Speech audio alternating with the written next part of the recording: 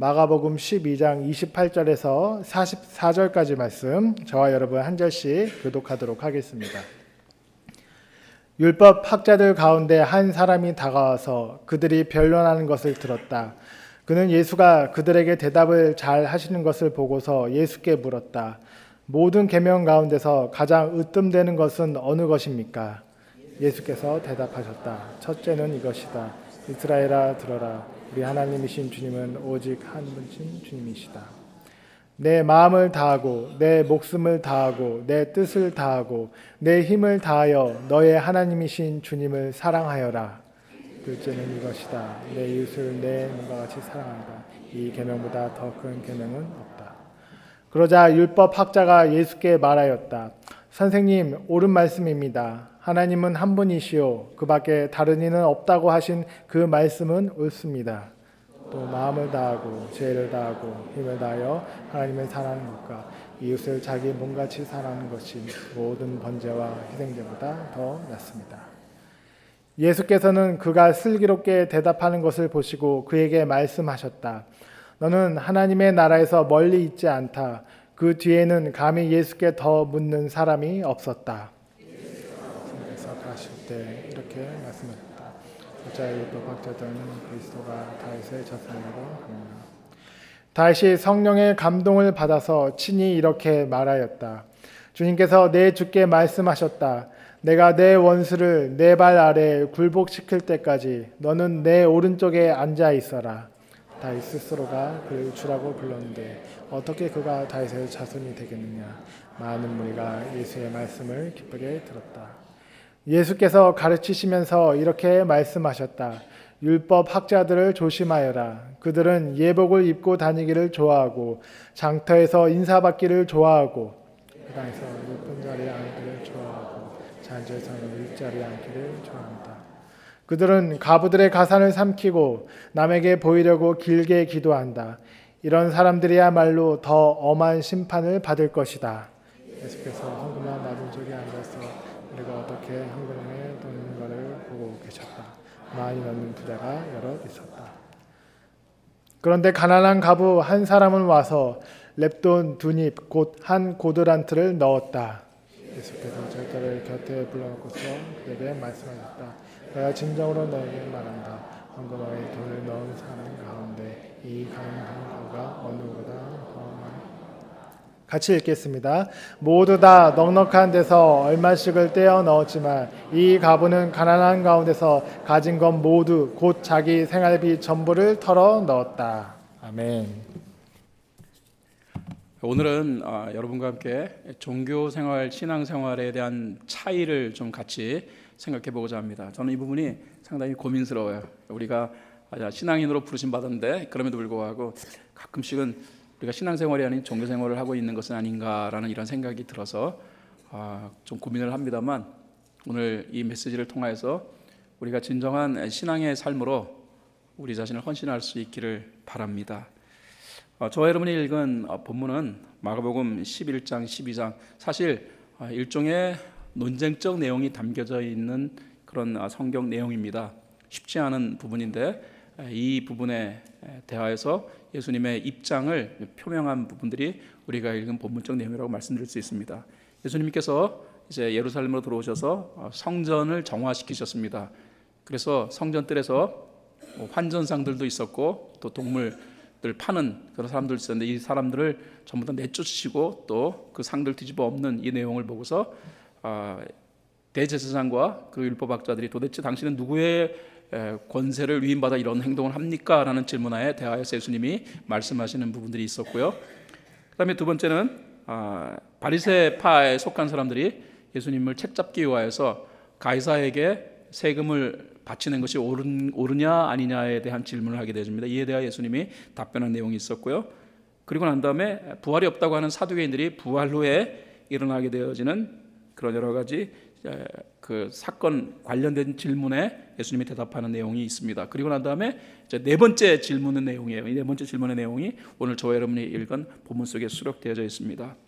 이 내용을 통해서 우리가 신앙생활에 대한 중요한 개념들을 잡을 수 있는데 조금 어려운 내용입니다만 여러분들이 졸지 않고 말씀을 잘 들으시면 감사하겠습니다. 첫 번째 예수님이 말씀하시고자 하는 신앙의 개념은 본질이라는 겁니다. 예수님은 본질과 비본질을 구분하라라는 내용을 말씀하세요. 자, 예수님 당시에 자신이 신앙인이라고 생각했던 사람들, 그런데 예수님은 그들에 대하여서 실제로 신앙인이 아니다, 종교인이다라는 말씀을 하십니다. 종교인이냐 아니면 신앙인이냐의 그 차이는 무엇으로 가늠할 수 있는가? 예수님의 말씀에 의거하면 그것은 본질이라는 것입니다. 본질이냐 비본질이냐. 예수님 당시에 율법학자들이 있었어요. 우리가 예전에 사용하던 개정교역에는 서기관이라고 되어 있습니다. 이 서기관은 성경을 필사하는 사람이에요. 성경의 1.1획도 오류 있게 필사해서는 안 되기 때문에 성경에 대한 굉장한 지식을 갖춘 사람들이 성경을 필사하게 되어 있다는 것입니다. 그 율법학자들은 그러므로 성전에 살다시피 한 사람이에요. 그들은 매일 성경을 읽고 그리고 또 성경을 연구하는 사람이에요. 그런데 이들에 대해 예수님은 칭찬하신 적이 없어요. 이들에 대해서 예수님은 독사의 자식들이다, 아니면 회칠한 무덤이다라는 비난을 뛰어넘어서 아예 독설을 부으셨습니다. 그런데 이렇게 예수님으로부터 독설의 대상이었던 율법학자 중에 한 사람이 예수님한테 와가지고 질문한 내용이 우리가 읽은 본문 가운데 수록되어져 있죠. 28절에 율법학자들 가운데 한 사람이 다가와서 그들이 변론하는 것을 들었다. 그는 예수가 그들에게 대답을 잘하는 것을 보고서 예수께 물었다. 모든 계명 가운데서 가장 으뜸되는 것은 어느 것입니까? 그의 질문의 내용은 계명 가운데서 가장 으뜸되는 것이 어느 것입니까? 라는 질문이에요. 단순한 최고의 계명이 뭡니까? 라는 질문이 아닙니다. 그 질문은 이것입니다. 선생님은 오늘 답변하는 걸 보니까 성경에 대해 많이 아시는 것 같은데, 그렇다면 선생님이 생각하는 성경의 본질, 신앙의 본질은 무엇입니까? 에센스를 물어보는 거예요. 이에 대한 예수님의 대답, 그것이 29절로 30절에 수록되어 있어요. 예수께서 대답하셨다. 첫째는 이것이다. 이스라엘아 들어라. 우리의 하나님이신 주님은 오직 한 분이신 주님이시다. 내 마음을 다하고 내 목숨을 다하고 내 뜻을 다하고 내 힘을 다하여 너희 하나님이신 주님을 사랑하여라. 둘째는 이것이다. 내 이웃을 내 몸같이 사랑하여라. 이 계명보다 더 큰 계명은 없다. 예수님은 신명기 6장 4절 5절을 인용하셨고요. 또 레위기 19장 18절 인용하셔가지고 성경에 있는 내용을 정리하시면서 핵심을 사랑으로 표현하시는 거예요. 하나님을 사랑하라, 그리고 사람을 사랑하라. 예수님의 분명한 성경의 본질, 이 표현은 사랑이라는 것을 밝히십니다. 이에 대해서 율법학자가 답변하죠. 32절로 33절에 그래서 율법학자가 예수께 말하였다. 선생님, 옳은 말씀입니다. 하나님은 한 분이시요 그 밖에 다른 이는 없다고 하신 그 말씀은 옳습니다. 또 마음을 다하고 지혜를 다하고 힘을 다하여 하나님을 사랑하는 것과 이웃을 자기 몸같이 사랑하는 것이 모든 번제와 희생제보다 더 낫습니다. 이 율법학자가 성경을 늘 곁에 두고 성경을 연구하는 사람이잖아요. 근데 아마 이 사람은 이 성경을 연구하며 이 성경의 본질이 사랑이라는 사실을 명확하게 이해했던 것 같아요. 그러면서 예수님께 의견을 물어본 것입니다. 선생님이 오늘 성경에 대하여 답변하는 것을 들으니까 성경에 대하여 상당히 해박한 지식을 가지고 계신 것 같습니다. 그렇으면 묻겠습니다. 선생님, 성경의 본질이 무엇입니까? 예수님의 답변은 성경의 본질은 사랑이다.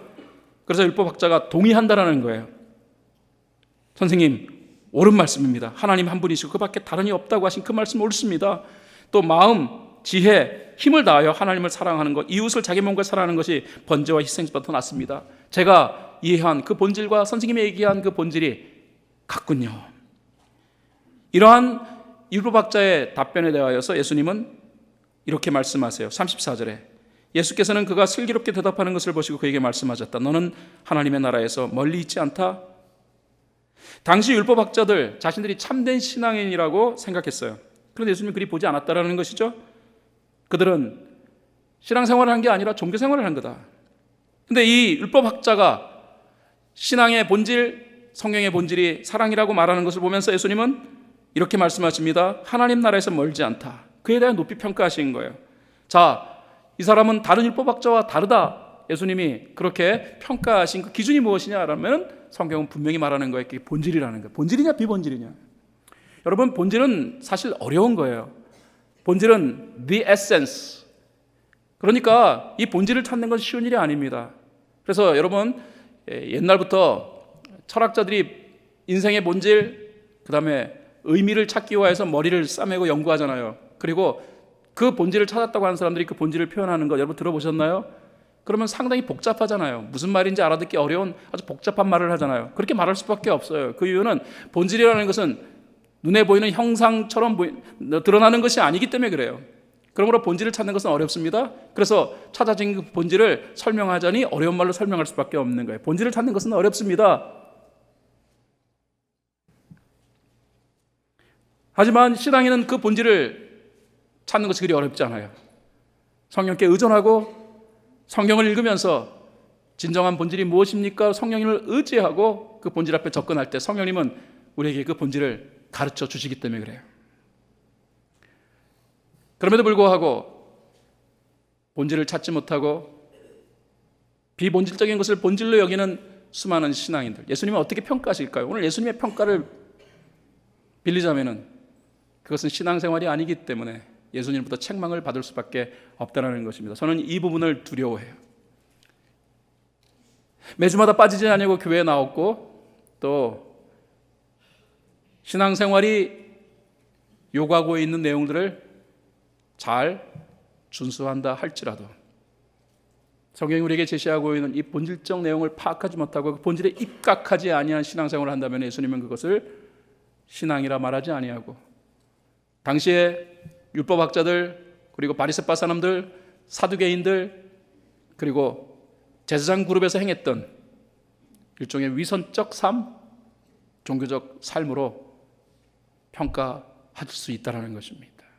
그래서 오늘 우리는 이 아침에 오늘 본문의 말씀을 통하여서 나는 신앙인이냐 아니면 종교인이냐 하는 부분들을 같이 한번 고민해 봐야 해요. 신앙인과 종교인의 차이는 본질을 추구하느냐 아니면 비본질적인 것을 본질로 착각하고 살아가느냐 하는 데서 그 차이가 나타날 수 있다는 것입니다. 여러분 오늘 예배를 드리시죠? 이 예배를 드릴 때도 정확히 본질에 입각해서 예배를 드려야만이 우리는 신앙적 예배를 드리는 거예요. 그렇지 않으면 종교적 예배를 드리는 것이라고 말씀드릴 수 있습니다. 예수님의 표현에 의하면 성령의 본질은 사랑이라는 것입니다. 하나님을 정말로 여러분이 사랑하며 오늘 예배를 드리고 계십니까? 이 하나님이 정말로 나에게 사랑의 대상이기 때문에 생각만 해도 가슴이 뛰고 이 하나님을 기쁘게 하고 싶은 마음으로 예배를 드린다면 우리는 정확한 신앙적 예배를 드리고 있는 거예요. 하지만 하나님에 대한 사랑의 마음 별로 없이 단지 그리 해왔기 때문에 형식과 습관 그리고 남들이 그렇게 하니까 아니 그렇게 보여야 하니까 이래봬도 내가 명색이 직분자인데 이래봬도 내가 명색이 모태신앙이라고 말하는데 내가 오늘 예배를 빠지면은 남들이 나를 어떻게 생각할까라는 사람의 눈을 의식하고 예배를 드리신다면은 겉으로는 거룩한 모습으로 드리는 예배이다 할지라도 저와 여러분은 오늘 종교적 예식을 갖는 것에 불과한 시간을 보내고 있는 것입니다. 제가 요즘 제일 고민하는 내용은 과연 우리는 본질을 붙들며 믿음의 삶을 이루어가고 있는가? 현대 그리스도인들은 정말로 본질을 붙들며 신앙의 삶을 살아가고 있는가? 본질이 빠진 신앙은 엄밀하게 말하면 신앙이라고 말할 수 없습니다.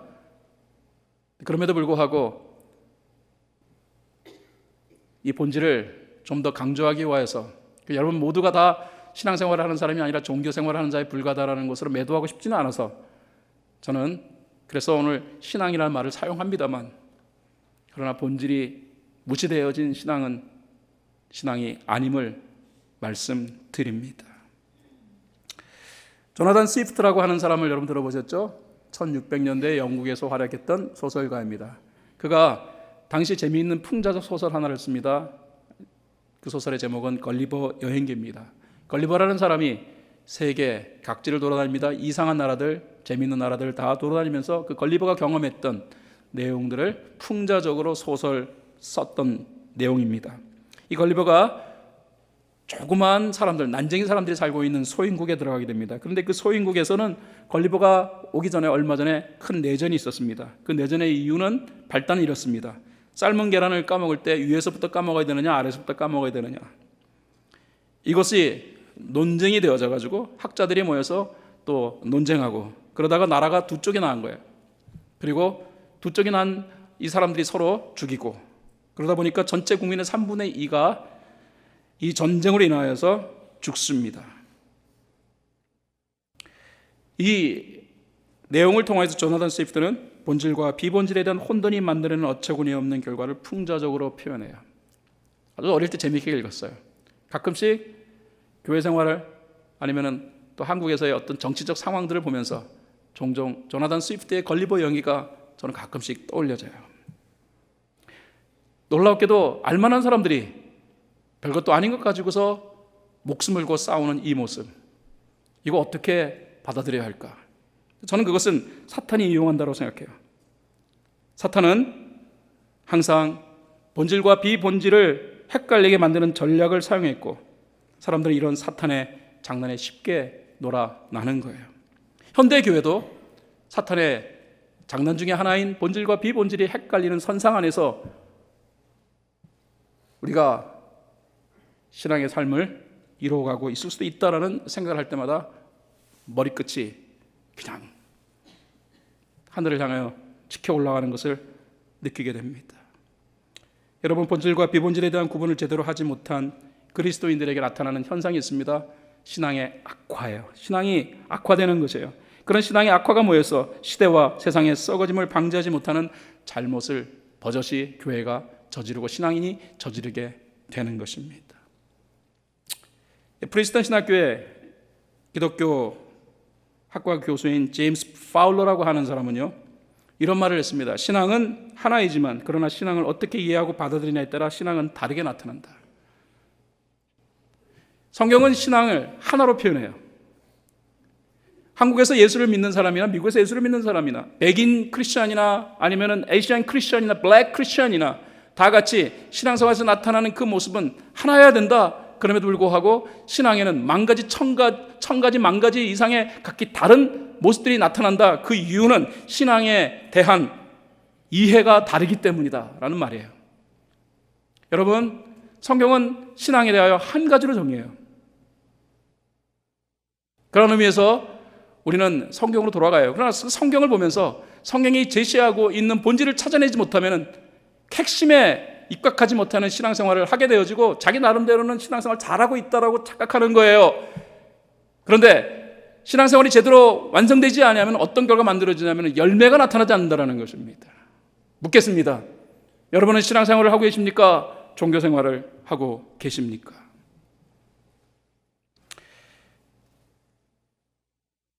(1700년대죠) 18세기에 미국이 아직 독립하기 전에 미국이 영국의 식민지였을 때, 그럴 때 많은 그리스도인들이 청교도적 신앙을 가지고 믿음 생활을 이어갔습니다. 근데 그 청교도적 신앙 생활 할 때 분명한 것은 뭐냐면요, 성경이 제시하고 있는 본질이 아주 명확하게 제시됐다라는 거예요. 당시 설교가들은요, 설교를 두루뭉실하게 하지 않았습니다. 명확하게 라인을 그었어요. 오늘날 그런 식으로 설교하면은 교인들이 배겨날까라고 생각들 정도로 칼같이 무를 잘라버리듯 칼같이 라인을 정했어요. 그 라인은 본질이냐 비본질이냐를 명확하게 가르는 라인이었습니다. 지난 한 주간 저는 동부에서 조나단 에드워드라고 하는 18세기에 청교도 신학자이자 그 다음에 설교가였던 조나단 에드워드에 대하여서 한 주간 공부를 했습니다. 그냥 잘 알고 있었던 사람이었지만, 그러나 이제 그의 신학적 세계 안으로 들어갔을 때 그의 신학이 너무도 어렵고 너무 아주 방대한 그런 내용들을 다뤄놓았는데, 그러나 그 모든 내용은 다 본질에 관한 내용이었어요. 되게 어렵더라고요. 강의가 너무 어려웠어요. 이번에 가서 느낀 것은 두 가지. 내가 아주 신학적인 지식이 이렇게 아직도 약하구나 라는 그런 생각을 제가 해봤고요. 두 번째로는 영어가 안 된다. 교수가 강의를 하는데 못 알아듣겠더라고요. 불쌍히 여겨주세요. 기도 많이 해주세요. 그럼에도 불구하고 분명한 내용은 이것입니다. 본질. 조나단 에드워드의 설교를 쭉 분석해 봤더니 그러면 명확하게 라인을 제시하는 거예요. 아닌 건 아닌 거예요. 원수를 사랑하지 않으면 그리스도인이 아닌 거예요. 여러분, 우리가 원수 사랑하는 게 얼마나 어렵습니까? 여러분, 본질을 실천하는 것은 굉장히 어려워요.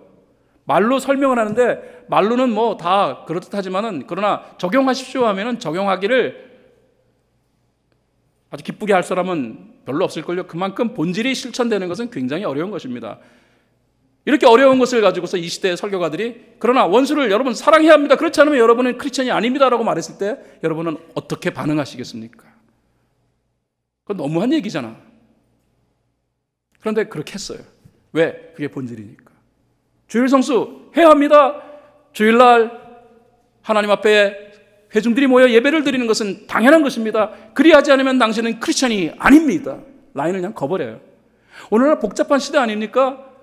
오늘날 주일 어쩔 수 없이 일해야 되는 상황도 발생하고 주일날 우리 자녀들을 위하여서 어쩔 수 없이 교회를 빠져야 되는 상황도 발생하고 그런 상황에서 우리는 뭐 하나님이 충분히 이해하실 것이다 라고 우리가 그렇게 말하잖아요. 이런 시대에 조나단 에드워드처럼 그러나 그럼에도 불구하고 어떠한 이유에서건 회중의 예배에 참여하지 못하는 것은 신앙인이 아닙니다라고 라인을 거버리는 설교를 했다고 하면은 아마도 받아들이기 어려울 거예요.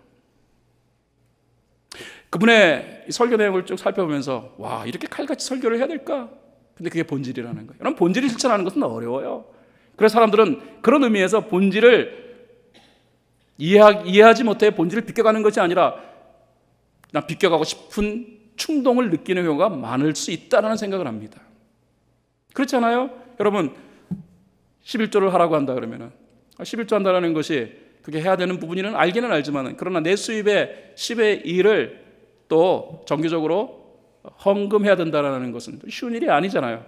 그렇기 때문에 그 부분을 내가 이해 못해서가 아니라 비껴가고 싶은 충동이 우리에게 있기 때문에 그러므로 본질을 가까이 접근했을 때는 우리도 모르는 사이에 그 본질로부터 조금은 튕겨져 가고 싶어 하는 그런 심리적 반응이 우리에게 있을 수 있다는 것입니다. 그만큼 본질을 실천하는 것은 쉬운 일이 아니에요. 그럼에도 불구하고 이 어려운 본질을 성경은 실천해야 될 것을 명확히 얘기해요. 왜? 그게 신앙의 생활이니까. 사랑하는 여러분, 본질과 비본질의 모호한 경계 속에서 신앙생활은 무력해집니다. 힘이 없어요.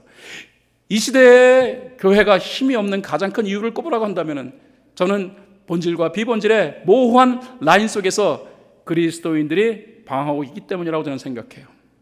개혁이 무엇일까요? 개혁이라는 것은 본질과 비본질을 명확하게 이해하는 라인을 그어주는 것이 개혁이라고 말할 수 있어요. 쉬운 일이 아니에요. 그러나 본질을 추구하면 인생은 꽃이 핍니다. 유다 최고의 개혁가를 꼽으라고 한다면 성경학자들은 주저없이 남방 유다의 16대 왕이었던 요시야 왕을 꼽아요.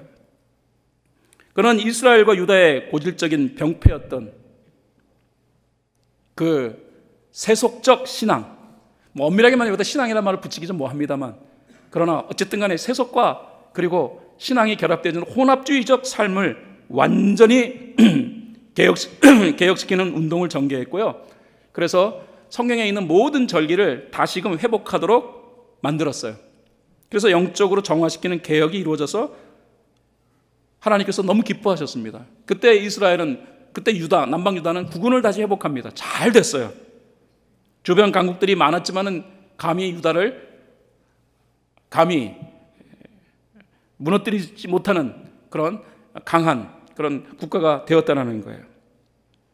그런데 이 요시야 왕 이후에 그의 넷째 아들 여호아하스가 그 뒤를 왕이 됩니다. 그리고 3개월 정도밖에 왕 직무를 감당하지 못해요. 그 다음에 이집트가 꼭두각시 같은 왕을 세웁니다. 그 사람이 여호야김이에요. 그리고 여호야김은 나중에 이제 11년 동안 유다를 통치하게 됩니다. 하지만 그 아들 이 여호야김이 유다를 통치하는 동안 아버지가 이루었던 모든 본질적인 요소를 다 파괴해버립니다. 그리고 다시 비본질로 돌아가요. 그 결과 유다는 멸망의 길로 들어섭니다. 저는 본문을 그런 내용을 저는 읽으면서 신앙의 열매를 거둘 수 있는 것은 본질을 추구하는 것이다. 그런데 중요한 것은 이 본질을 성도들이 기쁘게 받아들이지 않는다라는 것이다. 아무리 훌륭한 것을 보고 들어도 그 본질을 붙잡지 못하면은 신앙은 신앙으로서의 능력을 상실해버린다. 본질을 붙잡지 못하면 삶이건 가정이건 교회건 사회건 국가건 민족이건 무너진다. 본질은 중요하다. 왜? 본질은 모든 것을 세우는 기초가 되기 때문입니다. 사랑하는 여러분, 우리는 믿음의 삶을 이루어가기 위하여 성경이 우리에게 제시하는 본질을 붙들기 위하여 최선을 다해야 합니다. 물론 본질은 어려워요. 본질을 찾는 것도 어렵고, 그리고 그 본질을 우리의 삶에서 실현화시키는 것도 어려워요. 그러나 신앙의 삶은 우리의 능력으로 이루어지는 것이 아니라 성령의 전적인 도움에 의해 이루어지는 것임을 믿습니다. 성령께서 우리 가운데 함께 하시는 가장 큰 이유는 이 명확한 본질을 깨닫게 하기 위함이요, 그리고 그 본질을 우리의 삶 가운데 추구하며 본질을 실행할 수 있도록 돕는 능력으로 함께 하시기 때문입니다. 아무쪼록 여러분들이 그동안 어떻게 신앙생활을 해왔건 정말로 중요한 것은 성경에 깊이 있는 본질을 추구하는 삶을 이루어야 됨을 오늘 이 아침에 다시 한번 정확하게 이해하는 여러분 모두가 될 수 있으면 좋겠습니다. 사랑하셔야 해요. 하나님을 사랑하셔야 해요. 그리고 사람을 사랑하셔야 합니다. 두 번째 내용으로 들어가겠습니다. 오늘 본문은 신앙은 기본기에 충실해야 됨을 우리에게 가르쳐줘요. 이미 말씀드린 것처럼 사랑한다는 것은 본질이기 때문에 굉장히 어렵습니다. 굉장히 고차원적인 거예요. 사랑이라는 것은 엄청나게 고차원적인 것입니다. 고린도전서 13장을 사랑장이라고 하는데 13장이 설명하고 있는 사랑의 내용을 쭉 살펴보면요, 이거는 인간이 행할 수 없는 내용이다라는 결론 내릴 수밖에 없어요. 그럼에도 불구하고 기독교의 본질은 사랑이기 때문에 이 어려운 것을 우리가 실천해 가야 합니다. 그래서 성령님이 오신 거예요. 동시에 성경은 이렇게 어려운 이 본질적인 이 사랑이라는 것이 우리의 신앙생활에 있어서 기본이 되어야 된다는 사실을 밝히고 있다는 거예요. 오늘 설교는 조금 어렵습니다. 너무 어려운 본질이지만 동시에 이 사랑이라는 것은 우리의 삶에 있어서의 기본이 되어야 한다.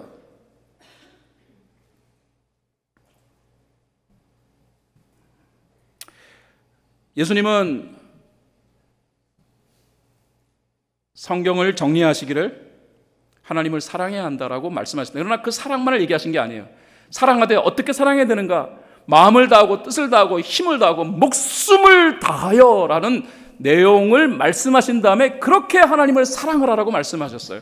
예수님이 말씀하신 이 내용을 살펴보면 사랑이라는 그 자체에 있는 것이 아니라 자세에 있어요. 우리 많은 그리스도인들이 사랑하면은 굉장히 고백적인 것을 많이 얘기하고 느낌적, 감정적인 것으로 많이 여깁니다. 어떤 분은 그것을 지적으로 이해하시는 분도 계세요. 그래서 어떤 분은 사랑이라는 내용에 대하여 지적으로 접근하고, 어떤 분은 감정적으로 접근하고, 어떤 분은 의지적으로 접근하고. 그러나 성경은 이 사랑이라는 것은 총체적인 것이다, 전인적인 것이다. 그래서 지정의가 수반되어지는 것이다. 그러니까 사랑 실천하기 굉장히 어렵습니다. 실제로 저와 여러분은 우리의 능력으로는 감당할 수 없는 그 사랑이라는 본질을 우리의 삶의 기본기로 다루어야 하는 엄청난 고난도의 삶을 이루어가야 해요. 근데 이렇게 어려운 거라면 우리가 어떻게 해야 되는가? 사실 사랑한다는 이 부분에 관해서 정확하게 이것을 우리가 입증하는 것은 쉽지 않습니다만, 그러나 오늘 예수님의 말씀 가운데 중요한, 그러나 내가 정말로 사랑한다면 그 사랑한다는 것을 어떻게 정의할 수 있는가에 대한 부분을 우리가 살펴볼 수 있는데, 예수님의 표현에 하면 사랑이라는 고백도 아니다, 지적인 것도 아니다, 감정적인 것도 아니다, 더 중요한 것이 있다라는 거예요. 사랑은 한마디로 말하면 자세다. 예수님이 하나님에 대한 사랑을 얘기할 때 하나님 사랑하라고 단순하게 말씀하신 것이 아니라 마음, 뜻, 정성, 목숨 다하여 사랑하라. 이웃을 사랑할 때 내 몸처럼 사랑해라, 자세를 얘기한 거예요. 자, 예수님의 가르침이 있던 시기에 가장 신앙이 돈독하다라고 스스로 여겼던 사람, 바리새파 사람들, 또 율법학자들이었어요. 늘 율법에 따라 살아갔던 사람들. 그럼에도 불구하고 예수님은 이 바리새인들과 그리고 율법학자들에 의하여 큰 곤욕을 치루었어요. 성경의 본질인 사랑을 성경의 주인공을 향하여 전혀 적용하지 못해요. 예수님이 메시아라고 알지 못한다 할지라도, 예수님이 무슨 큰 잘못을 저질렀다고 예수님을 향하여서 공경에 빠뜨리게 하기 위한 그런 잔머리 굴리기, 그리고 예수님을 십자가에 못 박는 이런 어마어마한 잘못을 저지르냐는 거예요. 그런 의미에서 보면은 성경을 맨날 곁에 두고서도 그 성경의 중요한 본질적 내용을 이해하지 못했을 뿐만 아니라 그 성경에 있는 이 사랑이라는 내용 자체를 아예 실천하지 못하는 사람들이 바로 바리새인들이요 율법 학자들이었다라는 거예요. 그래서 예수님은 마가복음 12장 38절로 40절에 이런 말씀을 하십니다. 예수께서 가르치면서 이렇게 말씀하셨다. 율법학자들을 조심하여라. 그들은 예복을 입고 다니기를 좋아하고 장태에서 인사받기를 좋아하고 회당에서는 높은 자리에 앉기를 좋아하고 잔치에서는 윗자리에 앉기를 좋아한다. 그들은 과부들의 가산을 삼키고 남에게 보이려고 길게 기도한다. 이런 사람들이야말로 더 엄한 심판을 받을 것이다. 여러분, 율법학자들이 보이는 내용이 뭡니까? 외적인 모습은 거룩한 모습이에요. 기도할 때 길게 기도해요. 5분 기도하는 것도 힘들어하는 우리에게 그들은 기도할 때 길게 기도해요. 유대인들은 일반적으로 하루에 3번 기도하게 되어 있어요. 오전 9시, 낮 12시, 오후 3시. 하루에 5분 기도하자고 해도 기도 시간 확보한다는 것이 그렇게 어렵다라고 하는 우리들에 비하면 그들이 하루에 3번씩 정기적인 기도 시간을 확보한다라는 것은 보면 그들은 정말로 신앙 괜찮은 사람 아닙니까? 그들은 성경을 외워요. 11조도 합니다. 10의 1 하는 것도 버거운 우리들에게 10의 1 정도가 아니라 거의 10의 3에 가까운 이 헌금을 하는 사람들, 그들을 바라보면서 그들이야말로 신앙적으로 조금 더 부족함이 없다라고 우리가 정의할 수 있겠죠. 그런데 예수님은 그 사람들을 향하여서 조심해야 된다라고 얘기해. 본받지 말라라는 거예요. 영향받지 말라라는 거예요. 도대체 예수님은 무엇을 근거로 그리 말씀하시는 건가? 예수님의 눈에 자세가 바르지 않았다라는 거예요. 진정한 거룩은 사랑이라는 기본기에 의하여 세워지는 것. 사랑이라는 이 기본 자체가 없는 그 외의 모든 경건한 모습은 경건일 수 없다라는 거예요. 그러면서 예수님은 한 사람의 헌금하는 모습을 부각시키며 그리고 이 자세가 진정으로 신앙의 기본이 된다는 이 사실을 언급하십니다. 예수님이 성전에 있는 그 헌금함에다가 헌금을 하는 사람들을 유심히 관찰하신 것 같아요. 예수님이 관찰하시는 그날따라 돈 많은 부자들이 와가지고 상당한 액수의 헌금을 하는 것을 예수님이 보셨습니다. 그리고 난 다음에 한 가난한 과부가 헌금을 해요. 그런데 예수님은 나중에 이런 말씀을 하십니다. 마가복음 12장 42절로 44절. 가난한 과부 한 사람은 와서 랩돈 2닙 곧 한 고드란트를 넣었다. 예수께서 제자들을 곁에 불러놓고서 그들에게 말씀하셨다. 내가 진정으로 너희에게 말한다. 헌금함에 돈을 넣은 사람들 가운데 이 가난한 과부가 어느 누구보다도 더 많이 넣었다. 모두 다 넉넉한 데서 얼마씩을 떼어 넣었지만 이 과부는 가난한 가운데서 가진 것 모두 곧 자기 생활비 전부를 털어 넣었다. 이 말씀을 하시기에 예수님이 관찰했을 때 이미 돈 많은 여러 사람들이 헌금을 하는 것을 예수님이 보신 거예요. 그러나 그들에 대해 주님은 조금 더 언급하지 아니하십니다. 그리고 가난한 과부가 2 랩돈을 헌금한 것을 보고 이야, 이 여자가 엄청난 액수를 헌금했다고 주님이 말씀하십니다. 도대체 이 말도 안 되는 예수님의 표현을 어떻게 해석해야 할까요? 이 가난한 과부 2 랩돈은 진짜 얼마 안 되는 돈이에요. 그러니까 당시 유대인들에게 있어서 하루 노동자들이 버는 것이 한 데나리온이라고 합니다. 한 랩돈은 이 데나리온의 128분의 1밖에 안 돼요. 오늘로 치자 그러면 한 1불도 채 안 되는 적은 액수일 것입니다. 2 랩돈 했다 그러니까 많아야 한 2달러? 그런데 이 2달러를 헌금한 이 여인이 가장 많은 헌금을 했다라고 예수님 말씀하셔요. 여기서 예수님의 이 말씀의 표현의 의미를 우리는 정확히 찾아봐야 합니다. 예수님은 자세를 보시는 거예요. 여러분, 사랑하지 아니하면은요, 누군가를 사랑하지 아니하면은 자기가 가지고 있는 전부를 줄 수 없어요. 이 여인이 가지고 있는 생활비는 2달러가 전부였습니다. 아마도 그 돈이 없이는 하루도 버텨갈 수 없는, 그 여인에게 있어서는 정말로 목숨값도 같은 이러한 2달러를 이 여인은 헌금했다라는 거예요. 그 액션의 동기는 무엇이었을까요? 예수님이 이 부분을 명확히 보신 거예요. 사랑이다. 저 가난한 과부의 말로 하나님 지독하게 사랑한다. 이미 서두에 말씀드렸습니다. 성경의 본질은 사랑이라고요.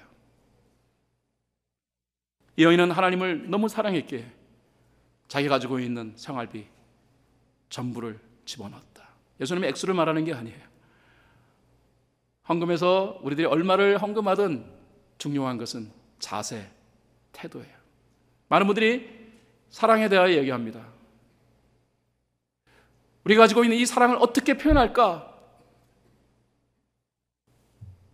그래서 입으로 고백하라고 얘기하는 분도 있고, 아니면은 그 사람에 대해 더 많이 알아야 된다라고 얘기하는 분도 있어요. 그러나 그 모든 것보다도 더 중요한 게 있다는 것입니다. 사랑하면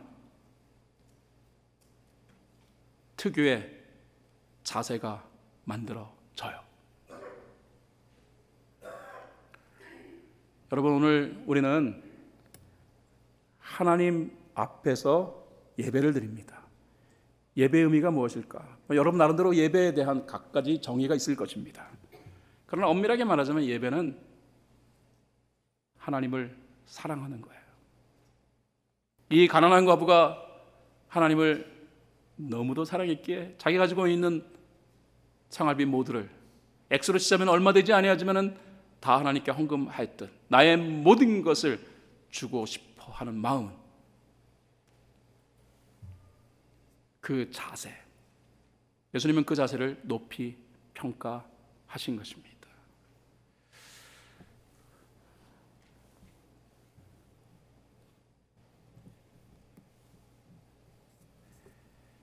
종종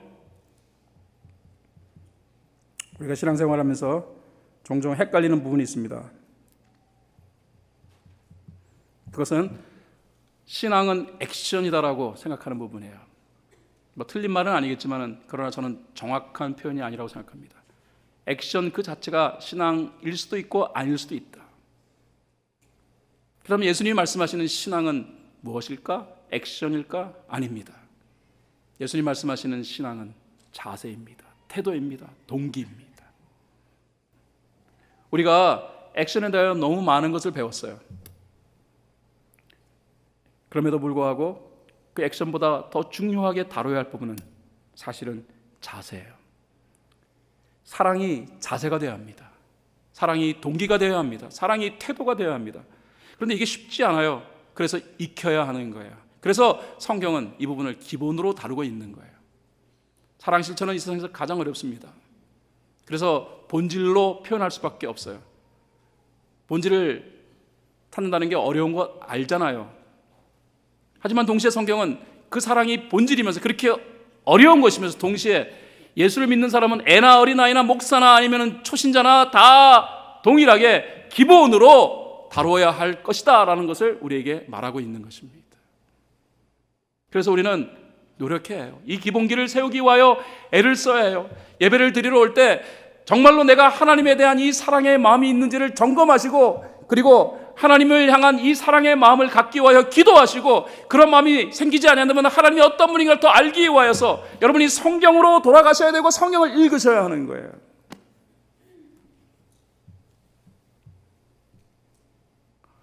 제가 제 아내하고 연애할 때 우리 둘이는 편지를 굉장히 많이 주고받았습니다. 제 아내는 뭐 하루가 멀다 하고 저한테 편지를 보냈고, 아마 제 아내가 저를 또 좋아했으니까 그랬겠죠.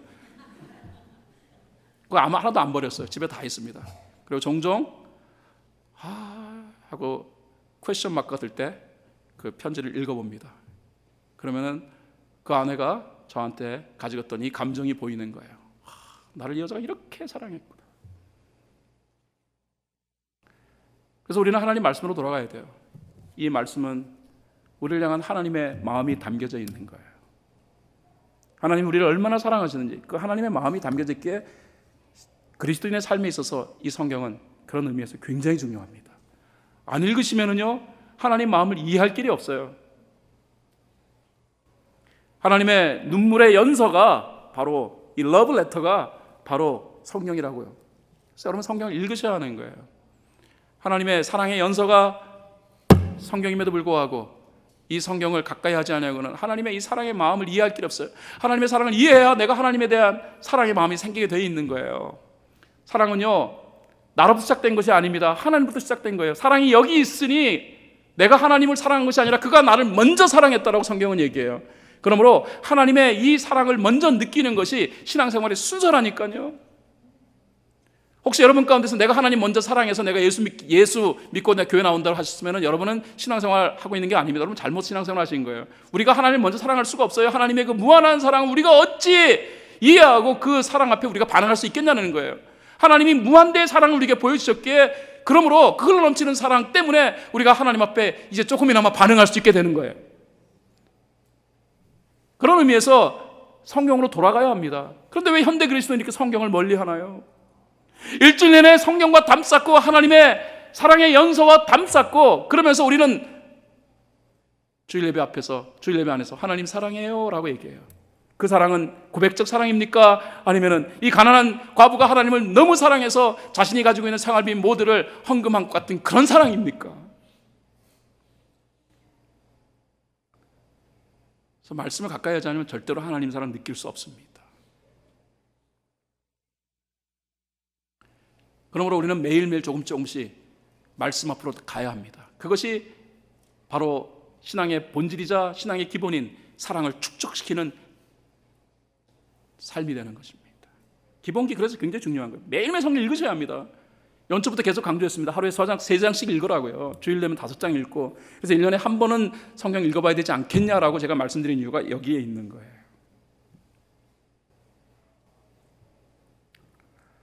언젠가 제가 자동차 경주를 하는 자동차 레이서에 대한 이야기를 TV에서 본 적이 있습니다. 그 사람이 자동차 경주를 하는데 뭐 평균적으로 200마일, 시속 200마일 정도의 막 속도로 막 쫙 나가는데 와, 운전하는 기술이 보통이 아닙니다. 그런데 이 정도의 기술을 가진 사람이 평상시에 어떻게 운전하는 줄 아세요? 이 사람이 운전하는 모습이 어떠냐면요, 운전자 초보자처럼 핸들을 두 손으로 딱 잡아요. 그리고 사거리에서는 좌우를 살펴요. 마치 초보 운전자처럼 교통법규 잘 지켜요. 이 사람은 자동차를 잘 몰 수 있는 내용이 뭐냐라는 질문 앞에 안전수칙을 정확히 지키는 것이다 라고 말하더라고요. 자동차 운전의 달인이며 고수인 그가 강조하고 싶었던 것, 안전 운전이 핵심이다. 그래서 그는 매일 이 기본에 충실하기 위하여 그는 핸들을 겸허하게 두 손으로 잡고 교통법규를 정확히 지킵니다. 사실 잘 살펴보세요. 진정한 실력자, 기본을 절대로 우습게 여기지 않아요. 무술의 고수일수록 매일매일 기본 자세를 연습합니다. 수없이 연습합니다. 기본을 반복적으로 연습하고 또 연습해요. 할 수 있는 한 기본의 자리로 돌아가요. 이것은 뭐 스포츠나 아니면 뭐 기업, 학계, 국가 경영, 뭐 어떤 영역이건 동일해요. 그럼에도 불구하고 대체적으로 초보자들이 이 기본을 우습게 여겨요. 사랑하는 여러분, 다시 강조합니다. 하나님을 사랑하기 위해서는 하나님의 말씀 앞으로 가셔야 해요. 그리고 하나님의 말씀을 통하여서 우리 하나님이 얼마나 우리를 사랑하시는 분인가를 확인하셔야 합니다.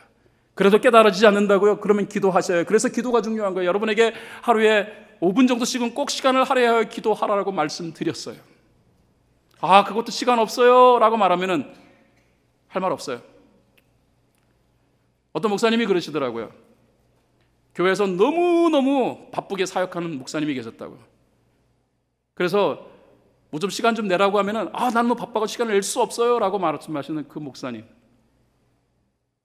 그래서 너무 바쁜 분이어가지고 자신이 맡은 사역 외에 다른 것은 부탁하기가 너무 미안할 정도여서 그분이 자주 만나는 곳은 영화관이라고 하더라고요. 그렇게 바쁜 분인데도 극장은 꼬박꼬박 찾는다라는 거예요. 왜? 좋아하니까. 사랑하는 여러분, 우리가 5분 시간 내서 기도하는 건 어렵다고 하지만은요, 이거 좋아하셔야 해요. 우리를 너무 사랑하시는 그 하나님과 함께 우리의 신앙의 삶을 사랑의 삶으로 승화시키기 위하여 사랑하니까 시간 5분 정도 내야 되는 게 당연한 거 아니겠냐는 거예요. 한국 기독교 단체에서 크리스천들을 상대로 해서 정기적으로 기도하고 정기적으로 성경을 읽는가에 대해 조사했는데요. 한국 크리스천들의 20% 미만만이 하루에 정기적으로 성경을 읽고 정기적으로 기도한다라고 답변했습니다. 나머지 80%는 그렇지 않다라는 것이죠. 그럼에도 불구하고 한국 교회 교인들이 제일 많이 사용하는 기도의 표현은 하나님 사랑합니다. 어떻게 사랑할 수 있을까요? 그들의 사랑은 어떤 의미의 사랑일까요? 오늘 저는 다시 한번 우리가 진정한 신앙인이 되기 위하여 이 신앙의 깊이 있는 본질을 여러분과 함께 다루었습니다. 신앙의 본질은 사랑인데 이 사랑은 굉장히 고차원적인 것, 어려워요. 쉽지 않습니다. 그럼에도 불구하고 성경은 그 사랑이 우리의 신앙생활의 기본이라는 사실을 얘기하고 있습니다. 올 한해 정말로 하나님 사랑하고 우리의 공동체 일원인 우리 모두를 서로서로 사랑하는 이 삶을 이루어 가야 합니다. 그래야만이 그게 신앙생활이 되는 것이고 그래야만이 신앙의 열매가 거두어지는 것입니다. 사랑, 그 사랑을 내 삶 가운데 실천하기 위해서 중요한 적용거리를 이미 수차례 드렸습니다. 말씀 앞으로 겸허히 나아가십시오. 그리고 매일 최소한의 기도의 시간을 확보하십시오. 하나님과의 교제 시간이 확보되지 아니하고는 우리의 신앙생활은 종교생활로 끝납니다. 종교생활은 힘이 없습니다. 종교생활은 하나님을 기쁘게 할 수 없습니다. 여러분 모두를 참된 신앙의 자리로 오늘 이 주일 예배를 통하여 다시 한번 초청합니다.